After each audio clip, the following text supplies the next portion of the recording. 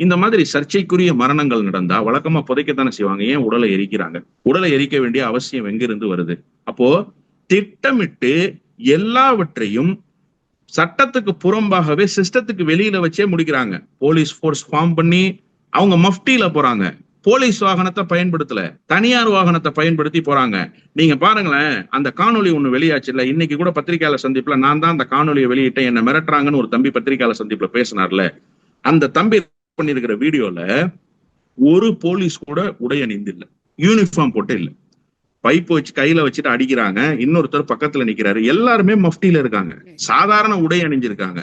அப்போ நீங்க டியூட்டிலையும் இல்ல, லோக்கல் ஸ்டேஷனுக்கும் கூட்டு போகல, வெளியில கூட்டு போறீங்க, வெளியில வச்சு அடிக்கிறீங்க, மாட்டு தொழுவத்துல வச்சு அடிக்கிறீங்க, அந்த ஹெச்ஆர்என்சி டிபார்ட்மெண்ட் ஆபீஸ்க்கு பேக் சைட்ல கொண்டு போய் கொட்டகையில போட்டு அடிக்கிறீங்க.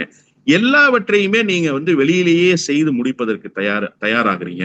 அதன் பிறகு இந்த சம்பவம் நடந்த பிறகு 50 லட்சம் ரூபாய் பேரத்தையும் வெளியிலேயே சிஸ்டத்துக்கு வெளியிலேயே வச்சு முடிக்கிறதுக்கு ரெடி ஆகுறீங்கன்னா, இந்த அம்மாவுக்கு எந்த இன்ஃபுளுன்ஸுமே இல்லைன்னா இவ்வளவு பெரிய விஷயங்கள் நடக்குமா?